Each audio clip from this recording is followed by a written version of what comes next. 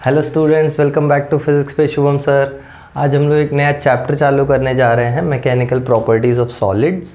तो mechanical properties of solids में हमको गिन चुन के कुछ 2-3 प्रॉपर्टीज़ पढ़नी होती हैं सॉलिड्स के बारे में।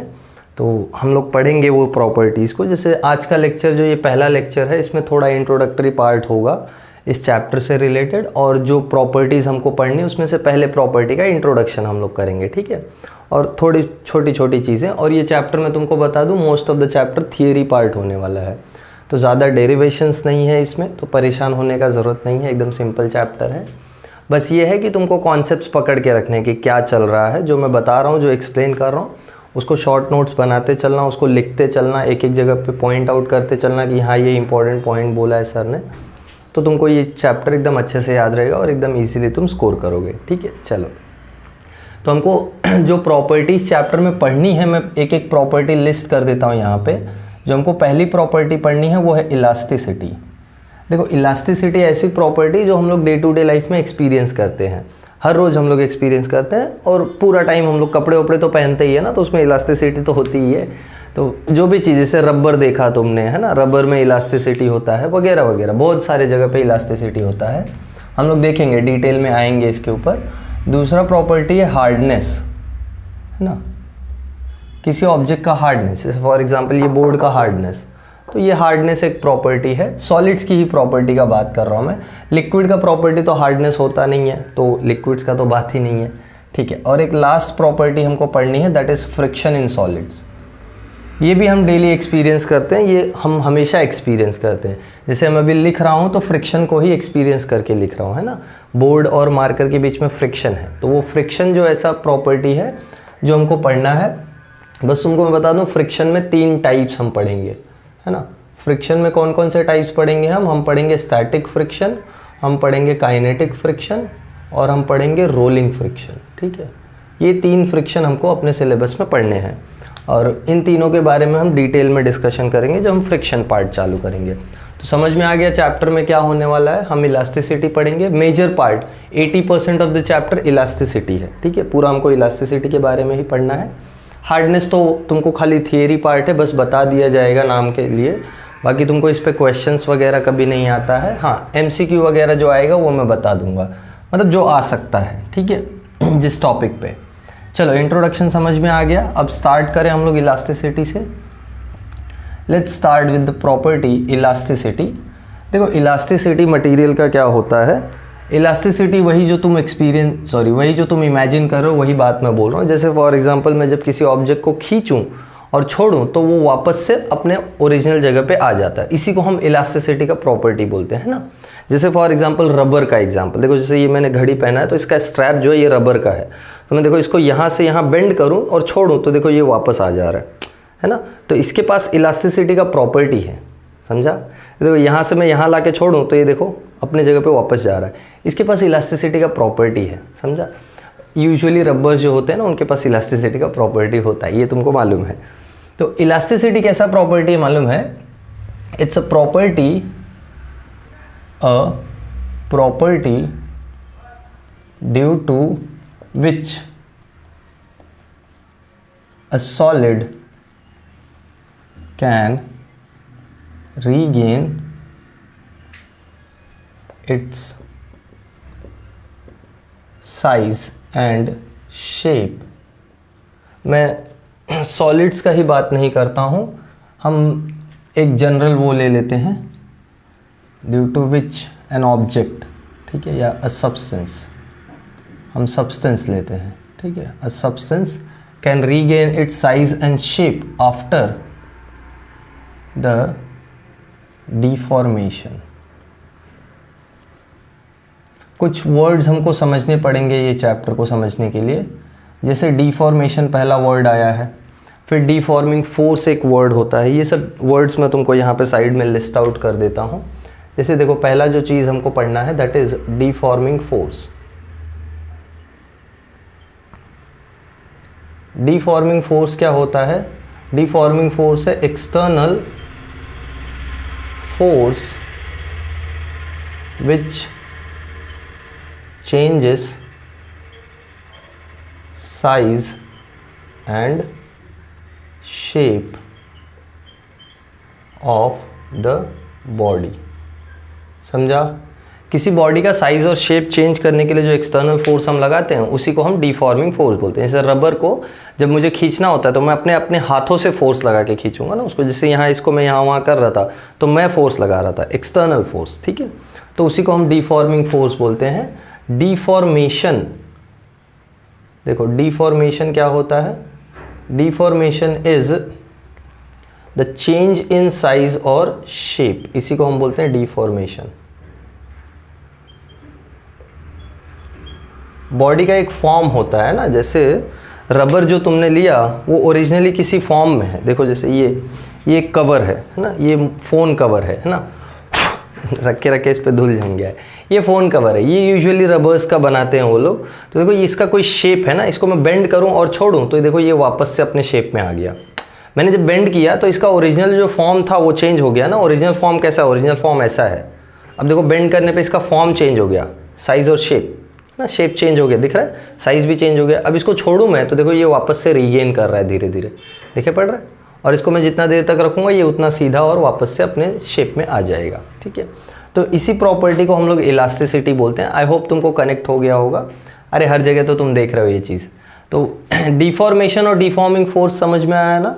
तो जब डिफॉर्मेशन हटा दिया जाए या डिफॉर्मेशन हट जाए, या जिससे हम लोग इसको और सिंपल तरीके से लिखते हैं, आफ्टर द रिमूवल ऑफ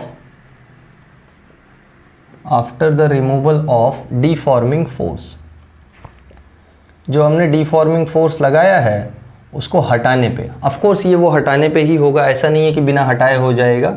जब तक तुम डिफॉर्मिंग फोर्स लगा के रखोगे तब तक थोड़ी ना वो रीगेन करेगा बॉडी। ये देखो ना, इसको मैं जब तक ऐसे पकड़ के रखूँ तब तक थोड़ी ये रीगेन कर पाएगा। जब मैं फोर्स हटाऊँ तब ये वापस से रीगेन करने लगता है। समझ में आ गई बात? समझा ना? ठीक है, चलो ये तो हो गया इलास्टिसिटी का बेसिक डेफिनेशन। अभी हमेशा इलास्टिसिटी का जो डेफिनेशन है ना वो हम लोग इस तरीके से नहीं डिफाइन करते हैं। मतलब कुछ कुछ बॉडीज़ ऐसी होती हैं ना जो डिफॉर्म ही नहीं होती हैं। अब ये क्या बात हुई, उसको भी इलास्टिक बोलते हैं। देखो सॉलिड्स में है ना थोड़ा इलास्टिसिटी का डेफिनेशन हम थोड़ा अच्छे से समझते हैं और थोड़ा कॉन्सेप्चुअली समझते हैं। ऐसा नहीं कि इलास्टिसिटी का ये मतलब है जिस बॉडी को खींच दो और फिर वो वापस से अपने साइज और शेप में है। नहीं, जो बॉडी खींच रही है ना वो धीरे धीरे अपना इलास्टिसिटी का प्रॉपर्टी लूज भी करती है। रबर तो देखा ही होगा ना तुमने, रबर को जितना खींचते जाओ धीरे धीरे रबर ढीला हो जाता है।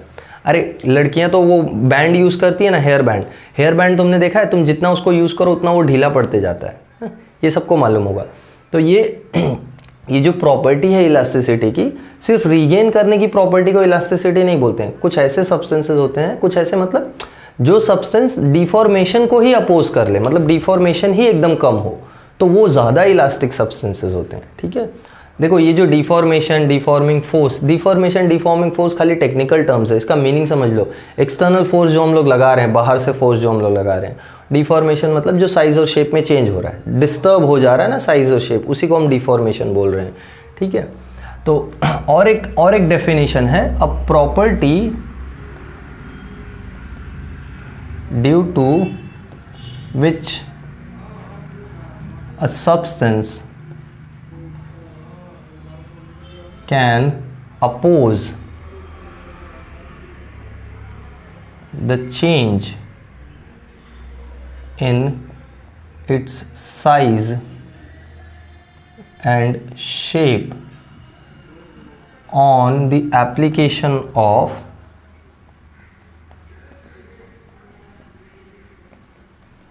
deforming force। तो जब हम डिफॉर्मिंग फोर्स लगा रहे हैं तो ये अपने साइज और शेप को चेंज होने से ही अपोज कर लेता है, तो वो बॉडी भी इलास्टिक है। इसलिए हम इलास्टिसिटी के दो डेफिनेशन देते हैं, बहुत इंपॉर्टेंट है। तो जैसे मैं एक स्टील का एग्जांपल लूँ, जैसे सपोज मेरे पास एक स्टील है और स्टील को मैं खींचूँ तो स्टील खींचेगा नहीं, है ना, स्टील खींचेगा नहीं। ये जैसे मैं स्टील का एक शीट ले लेता हूँ, जैसे मैं स्टील का एक शीट लूँ ऐसे, ये एक स्टील का शीट है और इसको यहाँ से फिक्स कर दूँ, यहाँ से ऐसे पकड़ के रखूँ स्टील की शीट को, और इसको मैं यहाँ पे फोर्स लगाऊँ ऐसे, इसको खींच के छोड़ूँ तो ये स्टील का शीट तुमको मालूम है ऐसे से वाइब्रेट करके रुक जाएगा, है ना, ऐसे से वाइब्रेट करके रुक जाएगा। तो मैं जब इसका साइज़ और शेप चेंज करने का ट्राई करता हूँ और छोड़ता हूँ तो ये बहुत जल्दी रीगेन करता है, मतलब इसका इलास्टिसिटी प्रॉपर्टी ज़्यादा स्ट्रॉन्ग है। तो कभी तुमको क्वेश्चन आया ना ऐसे कि स्टील और रबर दोनों में से कौन सा ज़्यादा इलास्टिक है, तो तुम तो मुंह खोल के बोल दोगे रबर ज़्यादा इलास्टिक, हमने देखा है। नहीं, थोड़ा कॉन्सेप्ट भी समझो। ये है ना डिफॉर्मेशन को ज़्यादा अपोज कर रहा है, ये डिफॉर्मेशन को बहुत ज़्यादा अपोज कर रहा है as compare to rubber. Rubber तो ईजिली डिफॉर्म हो जाता है। तो ये वाला डेफिनेशन भी तो समझो, ये डिफॉर्मेशन को ज़्यादा अपोज कर रहा है, तुम इसको जल्दी डिफॉर्म नहीं कर सकते, और जब डिफॉर्म करोगे भी तो ये फटाफट आ जाएगा रीगेन करके। जैसे फॉर एग्जांपल इसको मैं यहाँ से यहाँ खींच के छोड़ूँ तो ये बहुत फास्ट से वाइब्रेट करके आ जाएगा, समझा।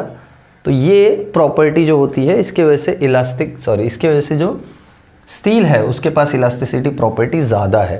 अब समझो इसका ओरिजिन कहाँ से है, ये ओरिजिन हम लोग समझ लेते हैं कि इलास्टिसिटी का जो प्रॉपर्टी है इसका ओरिजिन क्यों है। ओरिजिन मतलब ये आता कहाँ से है, सब्सटेंसेस में इलास्टिसिटी का प्रॉपर्टी आता कहाँ से है।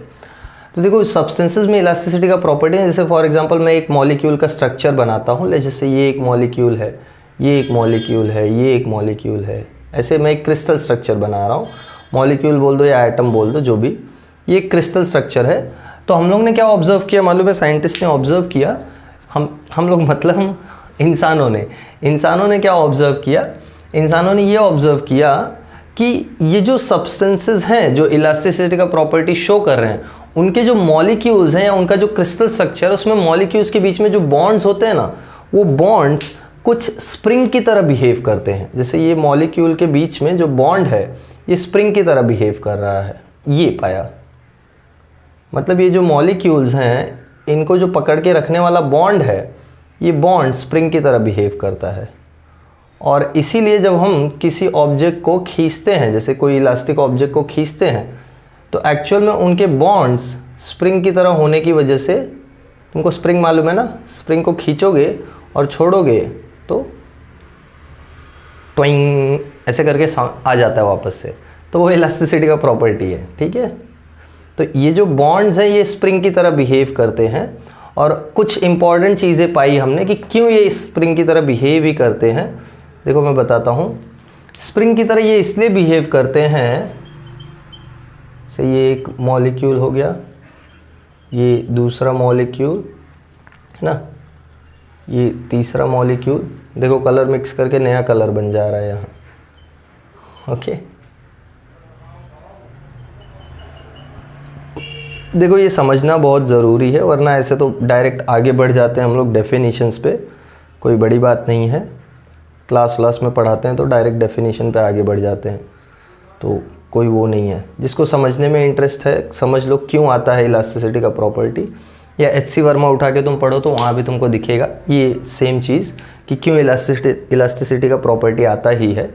तो क्या ऑब्जर्व किया मालूम है, जैसे फॉर एग्जांपल ये दोनों, ये जो बॉन्ड्स है इनके बीच का जो डिस्टेंस है वो सपोज कर लूँ मैं अगर r है, सपोज इनके बीच का बॉन्ड लेंथ r है, ठीक है, ये सब r है। अभी फ़िलहाल के लिए स्टेबल सिचुएशन है ना, अभी कोई खींचा उचा नहीं है, किसी ने इसको खींचा नहीं है। पर जब अगर मैं इसको खींचूँगा तो ये डिस्टेंस बढ़ेगा, है ना, ये डिस्टेंस क्या होगा, बढ़ेगा। तो जब ये डिस्टेंस बढ़ता है ना तो एक ग्राफ होता है potential energy versus bond length का। देखो बहुत इंपॉर्टेंट ग्राफ बता रहा हूँ, ध्यान से सुन लो, ये एंट्रेंस के काम आ जाएगा। तुमको तो बोर्ड वाले बच्चों को खाली मैं समझने के लिए एक्सप्लेन कर रहा हूँ कि क्यों इलास्टिसिटी का प्रॉपर्टी आता ही है। So I am talking about potential energy versus R, ठीक है। इस आर को हम लोग बॉन्ड लेंथ ले रहे हैं। तो हम लोग ने क्या देखा मालूम है, ये जो पोटेंशियल एनर्जी का ग्राफ है ये कुछ ऐसे जाता है, लाइक दिस। ये ग्राफ का एक हमको शेप मिलता है। मतलब देखो हम क्या देख रहे हैं, हम देख रहे हैं कि पोटेंशियल एनर्जी का वैल्यू जब आर का वैल्यू कम है तब हाई है, जब आर का वैल्यू ज़्यादा है तब भी हाई है, और किसी एक पर्टिकुलर वैल्यू ऑफ आर पे ये लोवेस्ट है। तो इसको हम लोग बोल रहे हैं आर नॉट, जो कि स्टेबल सिचुएशन है। इसको तुम स्प्रिंग से समझो, जब स्प्रिंग को तुम खींच के बड़ा करते हो साइज, तो भी तो वो भाग के वापस आना चाहता है ना, और जब तुम स्प्रिंग को कंप्रेस करते हो, छोटा करते हो साइज में, तो भी वो भाग के वापस जाना चाहता है। तो ये वही चीज़ है, जब तुम इसको खींचोगे तो आर बढ़ेगा यानी पोटेंशियल एनर्जी बढ़ेगा, तो ये वापस भाग के कहाँ जाना चाहेगा, लो पोटेंशियल एनर्जी पे। और जब तुम इसको कंप्रेस करोगे यानी दबाओगे तो आर कम होगा, तो वापस पोटेंशियल एनर्जी बढ़ेगा और फिर से ये भाग के यहीं आना चाहेगा। तो ये सब कुछ पोटेंशियल एनर्जी को कम करने के लिए होता है। जब भी कोई बॉडी इलास्टिसिटी का प्रॉपर्टी शो कर रहा है ना, तो इसलिए शो कर रहा है क्योंकि हम जब उसको डिफॉर्मेशन करते हैं, जब हम उस पर फोर्स लगाते हैं तो हम उस पर वर्क करते हैं, हम उसका एनर्जी बढ़ा देते हैं। जैसे स्प्रिंग को मैं खींचूँ तो मैं स्प्रिंग को खींचने के लिए वर्क करूँगा ना, तो मैं स्प्रिंग का एनर्जी बढ़ा रहा हूँ, तो स्प्रिंग अपना एनर्जी कम करने का ट्राई करता है, और कम करने के लिए वो क्या करता है, इलास्टिसिटी का प्रॉपर्टी शो करता है। ठीक है, आई होप तुमको ओरिजिन समझ में आया होगा, बहुत इंपॉर्टेंट है ये। अब हम लोग डेफिनेशन स्टार्ट करेंगे, कुछ टर्म्स जो हमको पढ़ने हैं चैप्टर में, और फिर तुमको कनेक्ट होगा आगे क्या चल रहा है। तो ध्यान रखो, एक पर्टिकुलर वैल्यू ऑफ आर पे पोटेंशियल एनर्जी मिनिमम हो जाता है, बाकी सारे वैल्यूज़ के लिए पोटेंशियल एनर्जी ज़्यादा होता है। ये पोटेंशियल एनर्जी मिनिमम है ना। तो हमेशा बॉडी इसी स्टेट में रहना चाहता है, या हमेशा मॉलिक्यूल्स इस स्टेट में रहना चाहते हैं। तो ये सब नोट डाउन कर लो, फिर हम आगे बढ़ते हैं। ठीक है, चलो नोट डाउन कर लिया था ना। देखो, जैसे हमको इलास्टिसिटी का प्रॉपर्टी समझ में आया ना, so the bodies that possess the property of elasticity, जिन बॉडीज के पास इलास्टिसिटी का प्रॉपर्टी होता है, they are called elastic bodies. इनको हम क्या बोलते हैं, इलास्टिक बॉडीज। कुछ एग्जांपल्स बता देता हूँ, जैसे इनके एग्जांपल्स हैं मेटल्स, है ना। मेटल्स हो गया, रबर का एग्जांपल हमने देखा, रबर हो गया, क्वार्ट्स हो गया, है ना, एट्सेट्रा। बहुत सारे एग्जांपल्स हैं जो इलास्टिक प्रॉपर्टी शो करते हैं। यूजुअली मेटल्स बोला है तो इसमें बहुत बड़ा रेंज आ गया है। अपना ह्यूमन टिश्यू भी इलास्टिक होता है, बहुत कुछ चीज़ें हैं। ह्यूमन टिश्यू हो गया, फिर काफ़ी जैसे च्युइंगम वगैरह भी थोड़ा इलास्टिक होता है। जहाँ जहाँ तुमको थोड़ा भी इलास्टिसिटी का प्रॉपर्टी दिखे उसको हम बोल देते हैं इलास्टिक बॉडी। अब देखो, जो बॉडी साइज और शेप रीगेन कर लेता है डिफॉर्मेशन के बाद, उसी को हम इलास्टिक बॉडी बोल रहे हैं ना। एक होता है परफेक्टली इलास्टिक बॉडी। मतलब परफेक्टली इलास्टिक बॉडी का मीनिंग क्या है, परफेक्टली इलास्टिक बॉडी का मीनिंग है कि जो बॉडी पूरा का पूरा साइज और शेप रीगेन कर ले। बोलने को हम रबर को भी इलास्टिक बोल रहे हैं ना, बट अभी मैंने एग्जांपल दिया ना, वो जो रबर बैंड वाला एग्जांपल याद है। रबर बैंड यूज़ करते हैं तो वो रबर बैंड यूज़ करते करते ढीला पड़ने लगता है। तो क्या हो रहा है, वो रीगेन तो कर रहा है बट पूरा रीगेन नहीं कर रहा है, धीरे धीरे वो ढीला होते जा रहा है। तो रीगेन का जो एबिलिटी है वो परफेक्ट नहीं है। तो इसलिए परफेक्टली इलास्टिक बॉडीज़ अगर हम लोग बात करें, ये कुछ नोट्स हैं जो लिखते चलो तुम। Perfectly elastic body,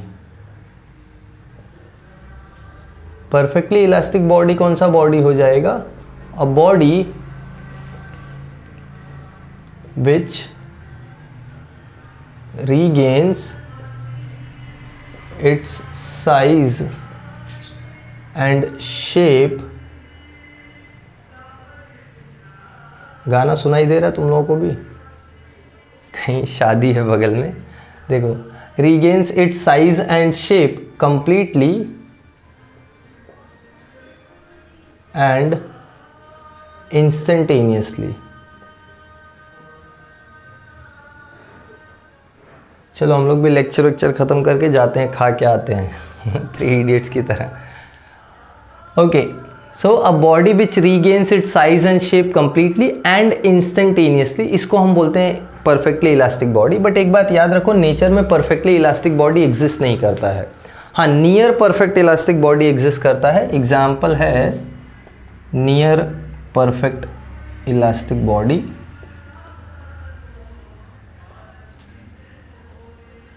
is quartz, या नियर परफेक्टली इलास्टिक बॉडी का एग्जाम्पल है क्वार्ट्स। क्वार्ट्स को हम नियर परफेक्ट इलास्टिक बोलते हैं। क्वार्ट्स पे जो भी हम फोर्स लगाते हैं वो तुरंत रीगेन कर लेता है। तो वो जो स्टील वाला एग्जाम्पल दे रहा था ना मैं, कि हम उस पर फोर्स लगाते हैं तो डिफॉर्मेशन नहीं कर रहा है, वो डिफॉर्मेशन कर रहा है बट तुरंत रीगेन कर ले रहा है। तो हमको पता भी नहीं चल रहा है कि डिफॉर्मेशन हुआ। समझ में आई बात? तो ये चल रहा है यहाँ पे। अब देखो, ये जो भी है ना डिफॉर्मेशन से रीगेन करने का एबिलिटी जो आ रहा है, ये कहाँ से आ रहा है? ये मैंने बताया ना, इंटरमॉलिक्यूलर जो बॉन्ड्स हैं वो कैसे बिहेव कर रहे हैं, वो स्प्रिंग की तरह बिहेव कर रहे हैं। तो स्प्रिंग में क्या स्पेशलिटी होती है, जब हम लोग स्प्रिंग को खींचते हैं ना, तो स्प्रिंग एक अंदर की तरफ रीगेन करने वाला फोर्स प्रोड्यूस करता है, जिसको हम नाम देते हैं रीस्टोरिंग फोर्स। तो जब हम लोग इसको खींचेंगे ना, जैसे फॉर एग्जांपल देखो, ये 2 मॉलिक्यूल्स हैं, जैसे सपोज ये 2 मॉलिक्यूल हैं, इनको मैंने खींच दिया है। तो इनके बीच का बॉन्ड जो स्प्रिंग पहले ओरिजिनल ऐसे था, ये खिंच गया है ना स्प्रिंग, तो ये स्प्रिंग अंदर की तरफ एक फोर्स प्रोड्यूस करेगा, इसको हम बोलते हैं रीस्टोरिंग फोर्स। ये रीस्टोरिंग फोर्स जिस बॉडी में इनफ होता है कि वापस से ला सके, उसी बॉडी को हम इलास्टिक बॉडी बोलते हैं। मतलब ये रिस्टोरिंग फोर्स जिस बॉडी में इतना प्रोड्यूस होता है कि बाहर वाला फोर्स हटाने पे ये वापस से बॉडी को वापस ला पाएगा अपने जगह पे, तो उसी को हम इलास्टिक बॉडी बोल देंगे। तो कुछ ऐसी बॉडीज़ भी होंगी जो रीगेन नहीं कर पाती होंगी, है ना। जैसे क्ले ले लो, क्ले को अगर मैं खींचूँ और खींच के छोड़ूँ तो क्या क्ले वापस आएगा? नहीं, क्ले वापस नहीं आता है। तो कुछ ऐसी बॉडीज़ भी हैं जो रीगेन नहीं कर पाती हैं, उनको हम बोलते हैं प्लास्टिक बॉडीज़। और वो जो प्रॉपर्टी है due to which they can't regain, उसको बोलते हैं प्लास्टिसिटी।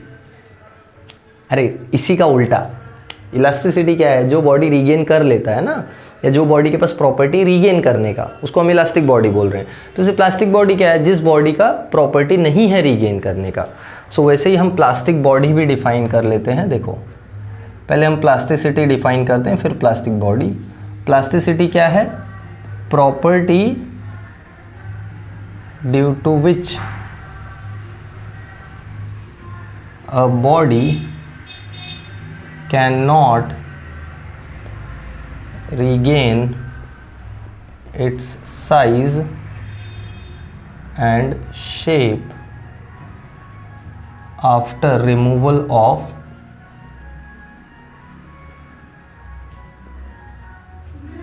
deforming force। गाना तो तेज हो रहा है, आई होप तुमको सुनाई दे रहा है मेरा भी आवाज़, नहीं तो गाना सुन के मगन हो जाओगे तुम लोग और बोलोगे सर ने क्या पढ़ाया समझा नहीं। ओके, ये समझ में आया क्या बोला? तो कुछ बॉडीज़ ऐसी भी हैं जो डिफॉर्मेशन के बाद रीगेन नहीं कर पाती हैं, तो वो जो प्रॉपर्टी उसको हम क्या बोल रहे हैं? प्लास्टिसिटी। और ऐसे बॉडीज़ को हम क्या बोलेंगे? ऐसे बॉडीज़ को हम बोलेंगे प्लास्टिक बॉडीज़। ठीक है, ध्यान से समझ लो। चलो, ऐसे बॉडीज़ को हम क्या बोलेंगे? Plastic bodies. और तुमको समझ में आ रहा है ना क्यों प्लास्टिक बॉडीज़ एग्जिस्ट करेंगी? क्योंकि उनके अंदर जो रिस्टोरिंग फोर्स प्रोड्यूस होगा वो सफिशिएंट नहीं होगा। तो ऐसे बॉडीज़ को हम क्या बोलेंगे? Plastic bodies. Plastic bodies are bodies having the property of plasticity. जिसके पास प्लास्टिसिटी का प्रॉपर्टी होता है उसी को हम लोग प्लास्टिक बॉडी बोल देते हैं। एग्जाम्पल के लिए क्या है? एग्जाम्पल के लिए है मड, है ना, क्ले, फिर और क्या क्या एग्जाम्पल लेते हैं? Putty, very very important, etcetera. देखो, पुट्टी ऐसी बॉडी है जो बिल्कुल भी रीगेन नहीं करती है। तो कुछ ऐसी बॉडीज़ होती हैं जो बिल्कुल भी रीगेन करती ही नहीं है, बिल्कुल भी रीगेन। मतलब प्लास्टिक बॉडीज़ में थोड़ा बहुत रीगेनिंग एबिलिटी होता है, थोड़ा बहुत अपोज कर लेते हैं, बट कुछ ऐसे बॉडीज़ होते हैं जो बिल्कुल भी रीगेन नहीं करते हैं। थोड़ा भी उस पर फोर्स लगाओ तो वो तुरंत का तुरंत डिफॉर्म हो ही जाएगा। तो उनको हम बोलते हैं परफेक्टली प्लास्टिक बॉडी। और परफेक्टली प्लास्टिक बॉडी का एक एग्जाम्पल है वो ये पुट्टी जो मैंने बोला ना, यही perfectly plastic body. Perfectly plastic body example के लिए हम लोग लेते हैं पुट्टी। ध्यान रखना ये परफेक्टली प्लास्टिक है नहीं, बस नियर टू परफेक्टली प्लास्टिक है, तो याद रखना। जैसे फॉर एग्जांपल हमने नियर परफेक्टली इलास्टिक लिया ना, वैसे ही ये नियर परफेक्टली प्लास्टिक है। ठीक है, ये समझ में आया? नियर परफेक्टली प्लास्टिक बॉडी, इसका एग्जाम्पल जो है वो है पुट्टी। नेचर में perfectly elastic perfectly plastic body exist नहीं करता है। पढ़ ही क्यों रहे हैं? पढ़ इसलिए रहे हैं क्योंकि जो एग्जिस्ट कर रहा है उसको समझना है ना, तो वो समझने के लिए ये सब ज़रूरी है। ओके, चलो ये सब नोट डाउन कर लो पॉज करके। तो ठीक है, पढ़ाना तो बहुत कुछ था बट डिस्टर्बेंस ज़्यादा हो गया है, तो नेक्स्ट लेक्चर में कंटिन्यू करता हूँ मैं। ये नोट डाउन कर लो, मैं देखता हूँ। अभी जैसे ही शांति आएगी मैं तुरंत फिर वीडियो शूट करता हूँ। ठीक है, चलो नेक्स्ट लेक्चर में हम लोग इसके टर्म्स लेके आएंगे, फिर इलास्टिसिटी जिस टर्म से हमको समझना है वो टर्म्स हम लोग लेके आएंगे और समझ लेंगे। ठीक है, चलो अभी तो जस्ट स्टार्ट हुआ है चैप्टर, तो तो ये नोट डाउन कर लेना। कुछ अगर नहीं समझ में आया है तो कमेंट्स में बताओ मुझे, सब समझ में आया तो भी कमेंट्स में मुझे बताओ, और हम लोग नेक्स्ट वीडियो में मिलते हैं। Bye everyone, have a good day.